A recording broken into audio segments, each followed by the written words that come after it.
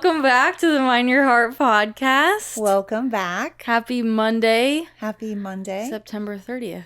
All right. Yes, Monday, September 30th. Yeah. I'm Trina. I'm Emily. And we're excited to mind your heart. Actually, this is a hard episode. Yeah.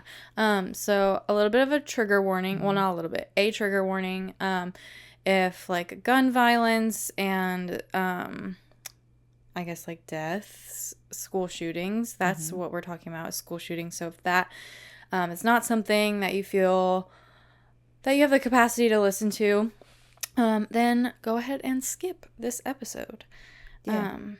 Yeah. But first we'll start out.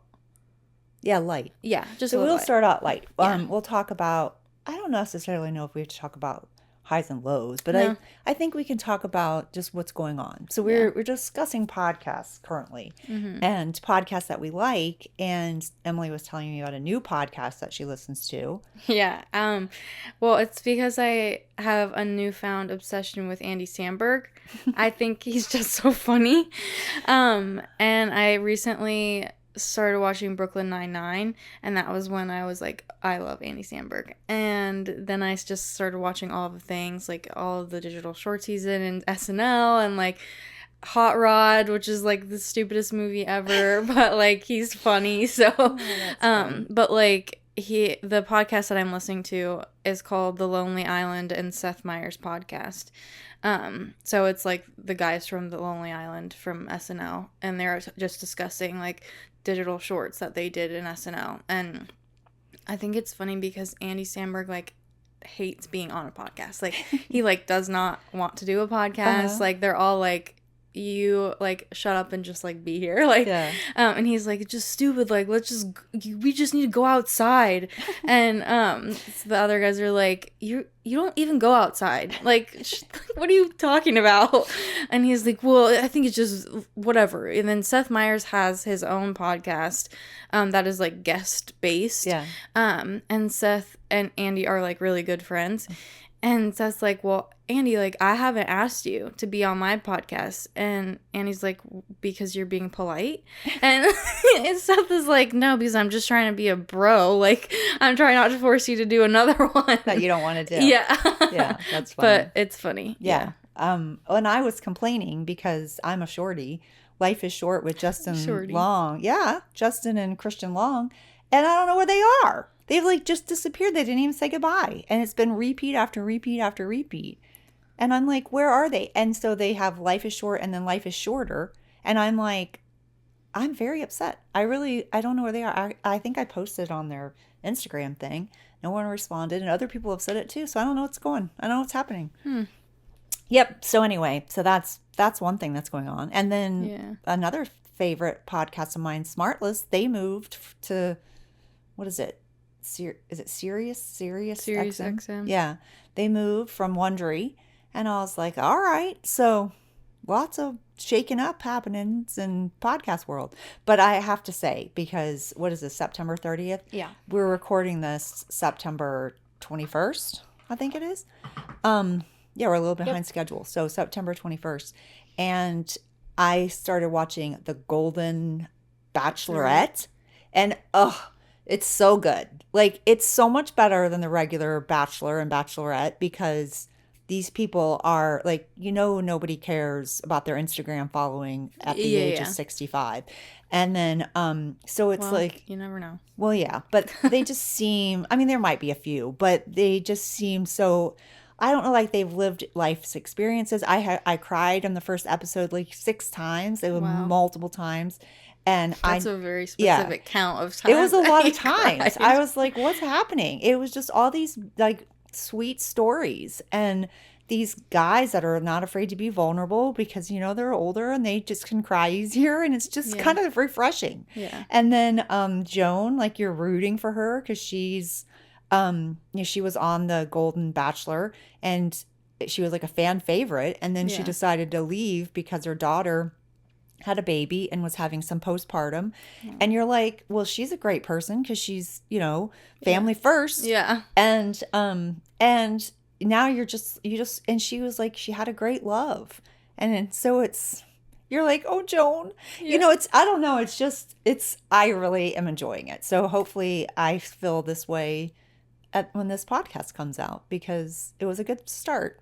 Yeah. When this podcast comes out? When ours comes out. Oh, about The Bachelorette. Yeah, I thought you were saying that about our podcast. I was like, you don't already like this podcast? I'm confused. I listen to our podcast. It's you that doesn't listen to our podcast. Okay, well, I listen to it live. Yeah, well, that doesn't count. What?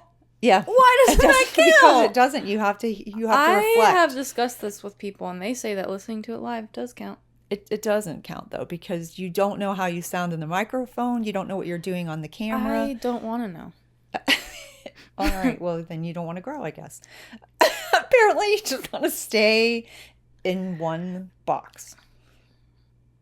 Which does not sound like you. So, yeah, you're silly. No, that's not true. I just don't want to listen to myself. I don't like listening to myself talk.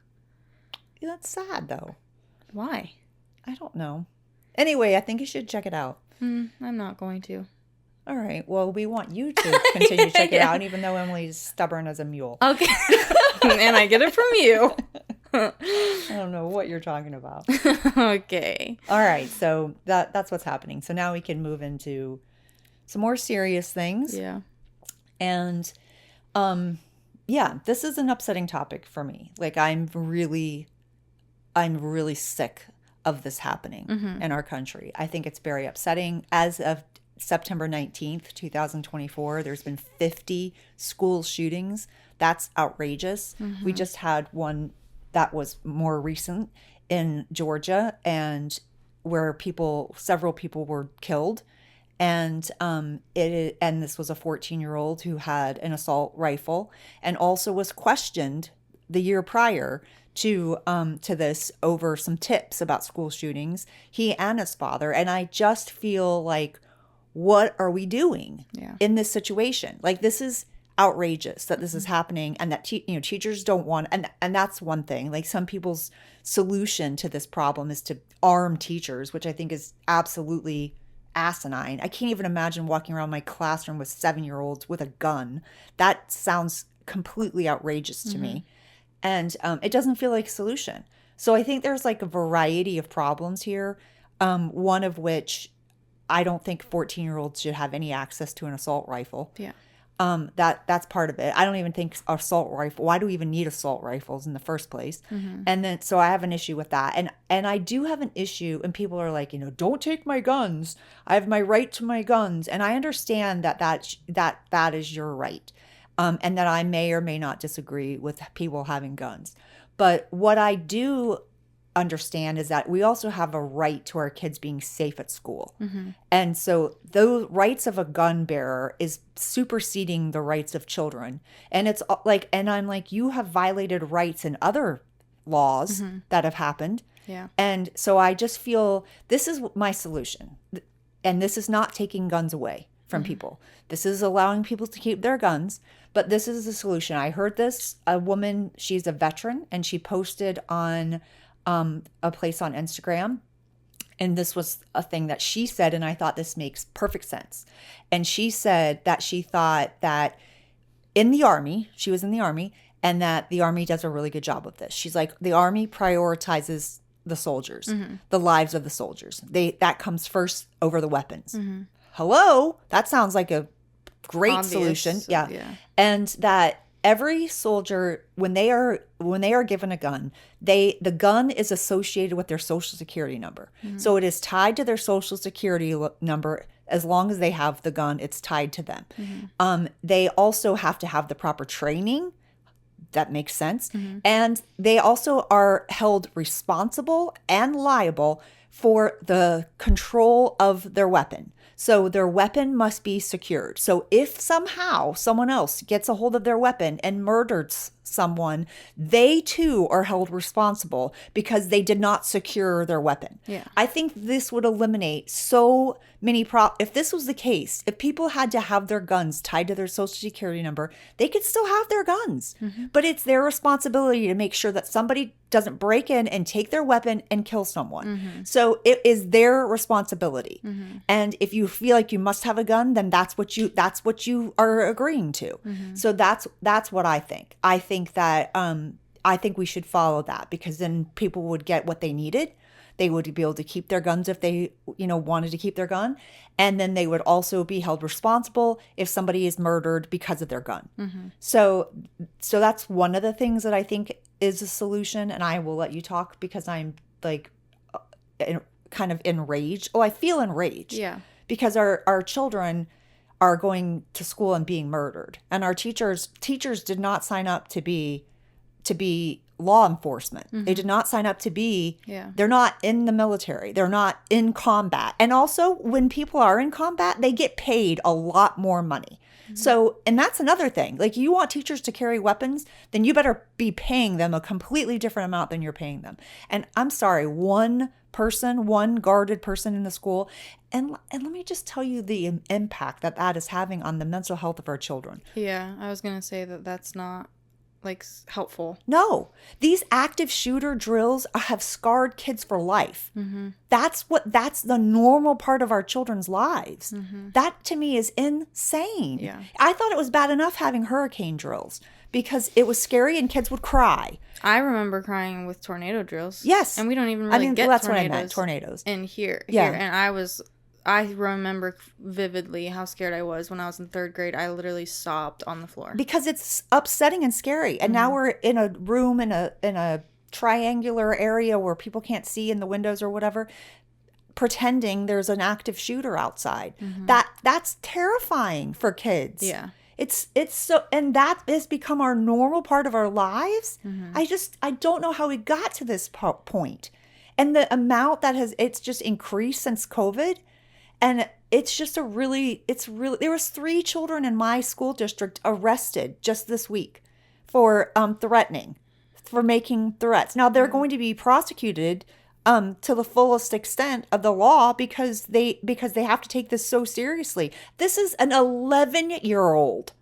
An 11-year-old. Do you know, nobody knows what they're doing when they're 11. But also, what in the world? It's upsetting. Also, I feel like another solution is we have to pay attention to what's going on with these kids.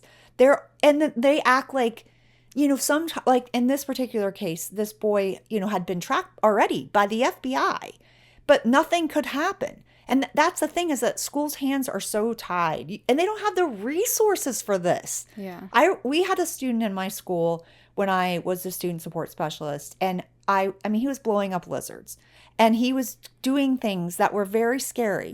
And I remember saying to the principal, like, this is could be a potential problem in the future. He's got some warning signs that are really frightening. Is this the kid that brought needles to school? Well, that was a totally different kid. But there's that. That the kid that brought needles was like diabetic.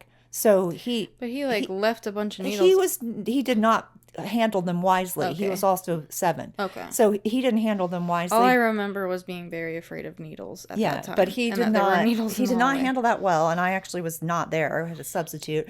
But he didn't handle that well, but he was 7 years old and he was diabetic. So he actually had a reason. He didn't just bring needles. All right. But the person I'm thinking of, and this is a combination of students. So it's not any one student. It's just a variety of different things that have happened. And there was only so much you could do. Like, you kept documents, you tried interventions, you did all these things, but there's like only so much that you can do as a school. And so what do you do in these situations?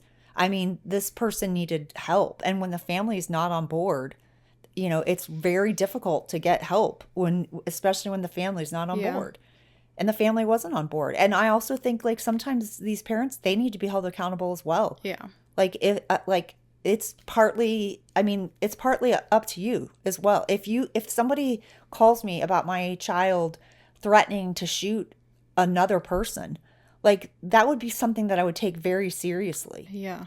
I just I don't know that even I would let my child go back to school. I don't think so either. Also, I would think that was a huge cry for help. Yeah, Like I would he be like like, you they're need to in be some kind immediately of in some, you need to have some testing with yeah. psychiatry Yeah. and all Yeah. that kind of We need to figure out what's going psychology. on Yeah. because this is a serious Mm-hmm. situation and very scary, and I don't know what the answer is when it comes to that. But what I do know, and I think there's a lot to it. I also think that schools don't feel necessarily like safe places for kids besides this Yeah. situation. I feel Mm-hmm. like it doesn't feel safe for some kids just in general. Mm-hmm. And so these are things that have all played into this.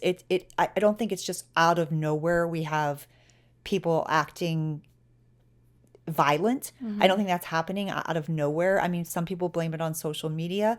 I think there might be some merit to that.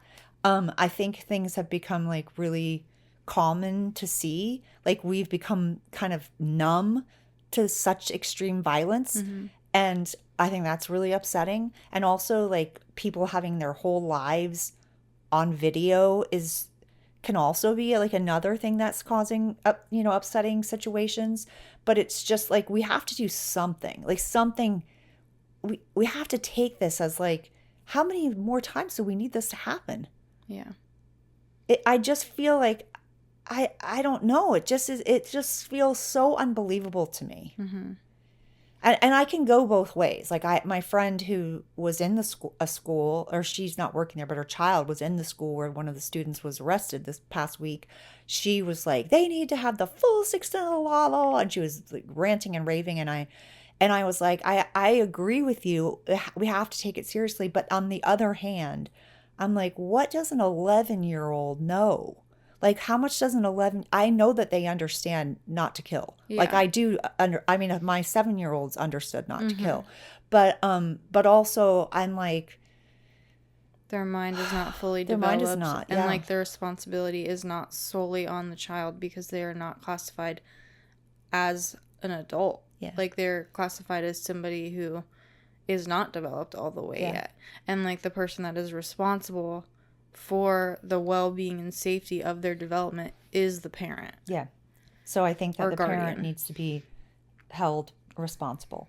Um, I I think that they need to play a part in it. I want to share some statistics because it's really, it's unbelievable. It's an unbelievable thing. So then the thing that I think is another like shocking, like the fact that it keeps getting worse, like that it's growing, like Mm-hmm. it's gone up from since 2021 and then 22 and 23 and all setting records since at least 2008.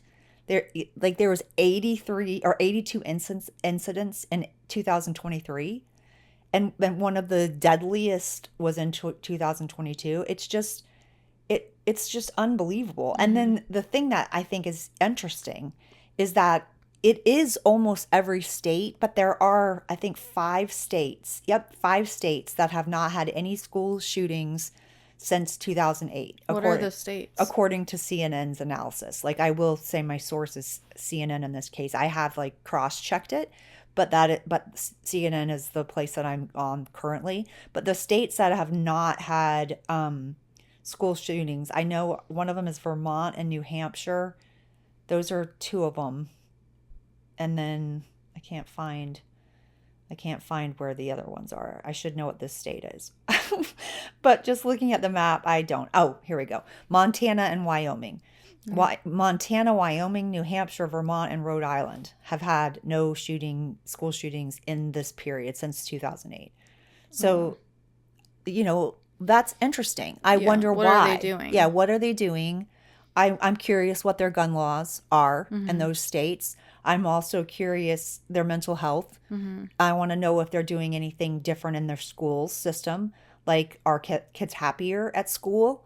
Do they, are like, what are the things that we can figure out in order to like replicate that? Maybe we don't have to look at what everybody's doing wrong. Although What are this? Yeah, I want to know what the the worst worst, states. yeah, it doesn't say the worst states, but there's definitely a correlation to the South.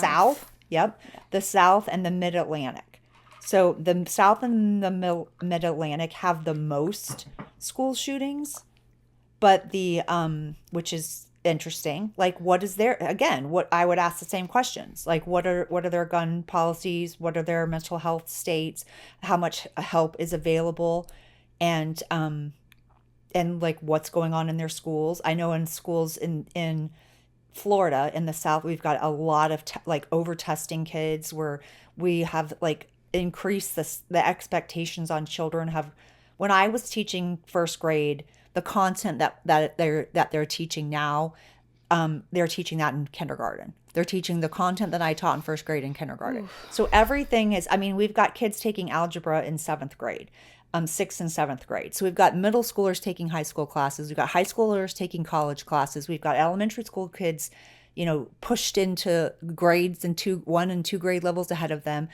All of that pressure has to be part of the problem. Mm-hmm. All of this pressure, the lack of kids being able to play, the lack of kids being able to have recess, the fact that we've increased this pressure, all these factors I think these are all factors. Yeah. I can't find where it says the states with the highest, but I think it's really upsetting. Yeah. I think the whole thing is like, it's devastating, like, to know. Also, the thing that I think is the part that frustrates me the most is that there are countries that this is not an issue. Where it doesn't happen at all. Yeah. Yeah. So I'm like, this is, like, we're doing something wrong. Yeah, we're doing something wrong. So, like, I'm like, if we know that there are countries where this is like a non-issue at all, like they don't have active shooter drills because they aren't concerned about that, then like, what are they doing that we're not? And also, I guess I just feel like this is an issue with so many different layers to it. Like, it's not just like, I think there are some people who are on the extreme end of both ends that are like, don't take my guns, and then there are people who are like, all guns should go away forever. Like, I don't necessarily think that, like, looking at just the weapon is the only problem. Like, we're not paying attention to the environment. I do agree with you. I don't think it's just about, that's why I thought the solution of having it tied to your social security number made sense, because it wasn't taking the guns away from everyone. And you're right. And people say that that's the weapon, that there's still a person behind the weapon that's actually committing the crime. And although I do think but at the same time, like, if you don't have access, then you're gonna let's say you grab a different weapon. A knife is not going to be able to kill multiple people at one time. Yeah. Because the child will be able to be overpowered. Yeah. So an adult can overpower that, whereas they can't necessarily overpower a gun. Yeah. So I think the weapon does make a difference in that case. And also an assault rifle. We're not even talking about... For sure. Yeah, we're talking about an assault rifle. Yeah. No, I do think that I have a problem with... I'm not a fan of the freedom that we get with gun laws. Like, I don't know that I necessarily would say, like, I would just be, like, abolish them all, but I do think that there needs to be much stricter gun laws. But I think there's just a lot with all of this. Like, it's like such a systemic issue from so many different angles. It's an issue from the aspect of, like, what is causing people to feel the need to do this? Yeah. And what is their home life like? What does their medical background look like? Are they being taken care of in that way? Because then I'm like, I also think, like, I'm like, when you think about it as like a broken down into the person, like, I'm like, there are so many things, like, in our world specifically that are like just slowly, like, killing us. Yeah. Like, I'm like, even like the food that we're eating, like the environment, the air that we're breathing. And I'm like, to me, that's where I'm like, okay, well, I'm not shocked that it's more in the South, because I'm like, this sounds crazy, but I'm like, it's hot as hell. There's like people who are littering and doing all that more and more it's more common down here than it is in northern states. So I'm like, the actual physical environment is a cause of problem on one's mental health. Then their mental health is not taken care of or looked at as serious enough of a problem to like take preventative measures. And then it's like also for families who are like, okay, well, like we're gonna be preventative, we're gonna do our best to like be outside and eat healthy and care for our whatever, then it's like, well, everything is so expensive, so access to quality mental health for kids who are where it's like, okay, well, this person has something psychologically that's different. They don't have the means to get testing for that child. They don't have the means to go to experts and be like, what can I do to support them so that this doesn't go on the other end of really bad. And then it's like, then we're being in schools where everyone's unhappy. There's not a single portion of the school that there's somebody that's just completely joyful. Teachers are unhappy, students are unhappy, the custodians are unhappy, lunch people are unhappy, administration is unhappy, the school board is unhappy. Like it's a chain of complete like dissatisfaction. And so you take all of those things into account. It's a boiling pot. Yeah, it's a recipe for disaster. Absolutely. It's just waiting to happen. That makes a lot of sense. So, and also when you think about how many instances we have of even very young children, I have a friend specifically who has a kindergartner, or I don't know, first grade, second grade, or kindergarten, whatever, a young child who's having difficulty in school, who's like throwing things and, knocking down things and whatever, and doesn't, gets mad. And this is a very sweet, well-adjusted boy, very smart, who is like he's showing some disruptive signs, and the school's response is disappointing. But also I feel like they don't have the tools. They don't know. We were never taught how to deal with this type of behavior, and we're also not taking it for what it is, which is he's trying to tell us something, or he or she is trying to tell us something. Kids don't just have temper tantrums at those ages, 5 and 6 years old. They're beyond that developmental part of the life. But when something else is going on, when they are, and actually the behavior has been noticed to be worse when there was a heavy amount of testing. And so it's like, hello. And the way that I think about it overall too is I'm like a lot of the times with these kinds of things, with school shootings, with the over-testing, with the just overall mental health crisis that we have, I'm like, people are focusing, it's like, this is how I can picture it, is like you're trying to build a bed, but you didn't get all the pieces. And the tool that you have does not work for any of the screws. And also the company that sold you the bed doesn't sell the bed anymore. And the pieces of the bed are actually not the right ones that go together. It's for different kinds of beds. And you didn't even order that bed. You ordered a different one. And then we're only trying to fix the wrench. You can't start with the wrench. You don't have the right bed. The company's not selling that anymore. You don't have the right pieces. The person putting it together, that's not even what they signed up for. It's like broken trying to fix broken. You don't have the right tools. You don't even where do you start?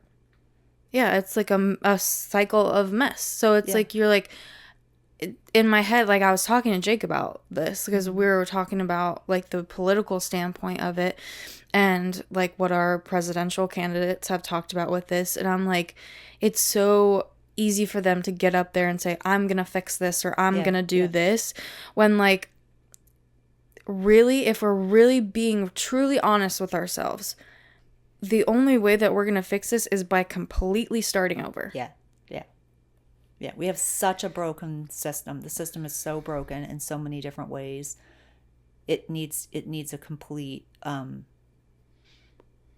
a complete redo. A complete redo. It's like, and that's the scary part. Yeah. Because it's like, and we have a lot of families like saying, you know what, we're done with this system. I'm going to homeschool. The homeschool population has grown massively. Yeah. I remember when I had a child, and my goodness, I don't know, you might have even been like around this age. Actually, I know exactly how old they were because my friend's daughter was in my class and she is now a sophomore in college. So it was when she was a second grader. So I had a child who came in to second grade and he had been homeschooled.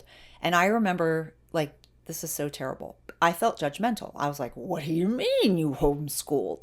Do you also do at-home dentistry? Like, I remember feeling like you don't have the tools. Like, of course you, which is so ridiculous of me to think because parents we are the first teacher. Like, we are the primary person that has impacted the child's learning, their security, their all the things. But you were also, I would like to give you some credit there. You were in a scarcity system. So the idea of somebody like doing something and thinking that they could do it better than you was like, felt like an insult in a way. Yeah. But continue. I get what you're saying. Yeah, you're right. Okay. So, I do remember feeling judgmental, but I loved that kid. Like, that kid was like a sponge. He loved to learn. Like, teaching him was like one of my favorite. It was like anything I said, and he was just like, yes, give me more. It was so unbelievable. And I remember telling his mom, I'm like, he's so smart, and he did have holes, like there were gaps. He didn't like reading, so they didn't make him. Like, so he would struggle a little bit in that, but I turned that around. Yeah. And so, he was so good in math and science and things that he had liked. Yeah. And it was such an interesting year. I learned so much too. And they loved me. He loved me. I loved them. Like, it was a really good situation. But also, I wasn't a traditional classroom. I had iPads. We had one-to-one iPads. I was using technology. Like, I was doing different kinds of things for kids to learn. And so he thrived in my classroom. She pulled him right back out of public school in third grade. And I remember being like, oh, man. And I think I talked to her about it because she's like, you were what we like dreamed of. You were the exception to the rule. This is what we hoped for him. But then she's like, but it wasn't like that. And I remember being really sad about that. Yeah. But so families are taking it into their own hands. And some parents are like overwhelmed with that. Like, what are they going to, I mean, honestly, I would have been like, teaching Jackson was so difficult. Like, it's something I was really good at, which was teaching reading. And he was like, what are you doing? And so it was not fun to teach my own child. So there's like some struggles with that as well. But it's understandable that parents are feeling like this. Yeah. Because I wouldn't want to send either one of you. Actually, your experience was another factor in me being upset with the system. Yeah. Was watching what happened to both of you. Because when you have experienced that from a parent perspective, seeing your child or children having a hard time in a system and not being celebrated for who they are and being labeled or being like any of the things that have gone wrong, bullying, all those things, you get angry at the system. You're like, what? And it felt worse to me because I'm like, I dedicated my life to this place, to this system, to this job, to these children. Yeah. And why are other this people? This is what you give me back. And this is what you did to my kids. Yeah. And so it is so hurtful. So I understand why people are homeschooling. I understand. And it is really successful for some. It really is. And also there's a lot of fear, like, in lies that they tell you in systems. Things like, you have to go to college, you're not going to be successful. And I really like one of the candidates who openly speaks about that and talks about how important it is to make sure that we're recognizing that there are other paths and that you don't have to go to college. Yeah. And I was like, hallelujah to her. Yeah. So that, which might be a total turnoff to some people, but I don't even care. So I just feel like that one statement is a big deal to me. Yeah. And because I'm like, we don't have to tell people something That isn't true. And then the whole, you have to do this and you have to do that. I have a friend whose son has dyslexia and he has a difficult time, and he's in high school now, and he faces different obstacles, and she's like, she's constantly having to fight for him. And she's like, we just have so much to go through, and she's like, I feel like we're walking through quicksand because it's so upsetting and frustrating. And I said, you can simply stop. High school is so hard. Yeah. I'm like, you can simply go around that. Because they lie and say you need all these things, and then Jackson goes to college. Yeah. Like he didn't even get a high school diploma. He got a GED. Yeah. And he didn't have whatever kinds of test scores and whatever, and they didn't even care what his test score was. Yeah. So I'm like, that's a lie that we all believe, that we're fed and believe, and the pressure that we put on our kids, and then that doesn't even matter. Now that doesn't mean he gets to go straight to like the school of his dreams. Yeah. But it's still But he still got options. He still has options. And he could eventually go to UF if he wanted. So it's like it's just it just looks different. It's just so, and I know we started with this with school shootings, but it's all intertwined. Yeah, for sure. It's just a mess of it's just so broken. It's like and our kids are suffering. Yeah. And our kids are acting out in these horrific ways. And that's coming from fear.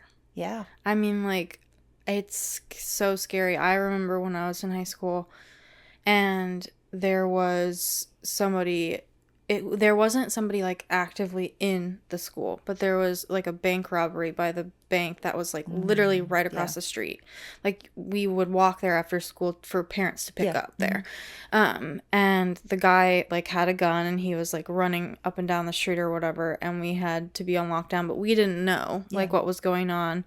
And I was so scared. Like, it was like... I don't even remember this. That's the crazy part. It was, like, one of the scariest things. And they had told us, like, at that time, they were like, okay, well, when this stuff happens, like, nobody's allowed to go on their phone because, like, people can, like, track, like, where this is. So I was like, okay, like, I can't, like, do anything like that. Like, the thing is that most of the time, these situations have been... But they're not tracking anything. Yeah. These are kids. Kids shooting kids. Yeah. This isn't the high espionage. They're all tracking whatever. This isn't. Yeah. This isn't even. These aren't even acts of terrorism. This is an act of a child shooting other children. Yeah. So that's the thing that's so upset. So then you can't get. My friend's daughter, they were making texts to their parents to say goodbye, ready to send if they needed to. This just happened like just 2 weeks ago. That's crazy. Isn't that crazy? Mm-hmm. Yeah. The school, Riverview High School, they just had this happen. And then another one of our friends' kids who's in high school had like a lockdown because there was a kid who was threatening. And like we had messaged them after and is their son okay? Yeah. Like, is your family okay? And they were like, yeah, it was definitely like we're shaken up, but like everybody's like okay and safe. Yeah. It's I remember having a lockdown with the same thing. It was like a bank robbery, and the person was loose in the school that I was in. And we were in a lockdown, and I had 2 classes of kindergartners that I had to keep quiet, which was impossible. Yeah. And so they literally, a few of them started running in between the bookshelves, and I'm like, what am I going to do? And the other thing is like, what am I going to, if I yell at them and tell them I'm going to scare them to death. Yeah. Like, I'm going to scare them. But if there's someone in our school, then we're sitting ducks. You kind of are anyway. Yeah. So it's like, whether you're being quiet or not, because the things that they teach you are so stupid anyway. Yeah. That you really should try to get out. That's what I had the only teacher that I ever had, who thought that it was when I had PE, or it was called Hope. I was like a required class that you had to take in high school, and we were on a downstairs like classroom, and I remember like him saying to us, he was like, if there's ever this situation that we're in, he's like, my priority is not that we follow the rules, it's that like all of our lives are protected. He's like, your life is important to me. And he was like, have a rock sitting by the window that I'll use to break the window, and I'll make sure that like everybody can climb out, and you run as far as you possibly can until you find somewhere that you can like call the police.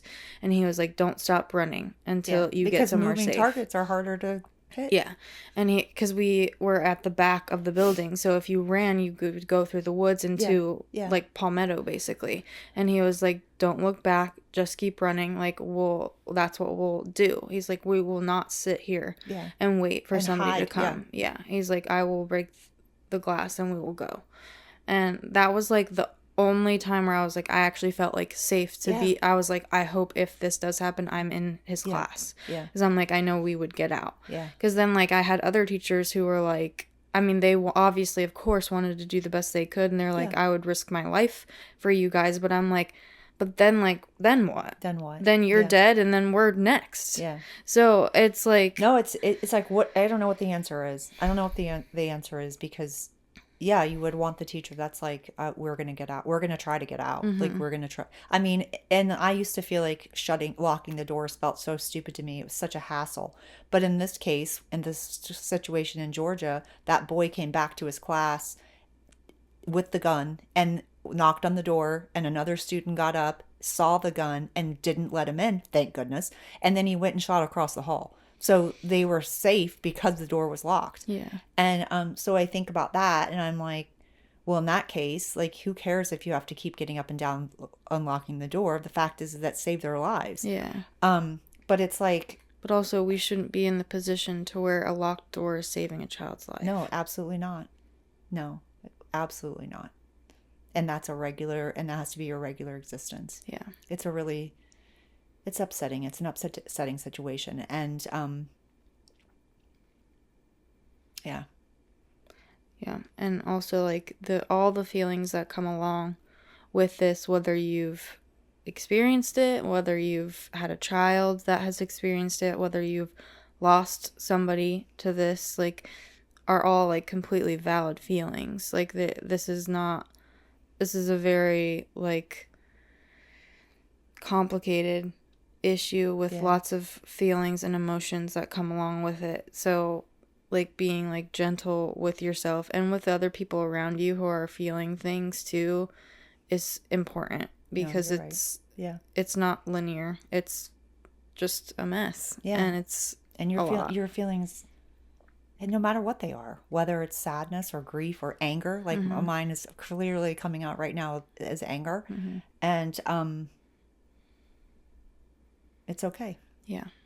To have your feelings. And it's also, something to think about, like what we can do to contribute to make this better. Mm-hmm. Because it's just really unacceptable. Mm-hmm. Yeah. Yeah. Well, I think that's where we'll end. Yeah. For today. Thank you for listening to this heavy episode.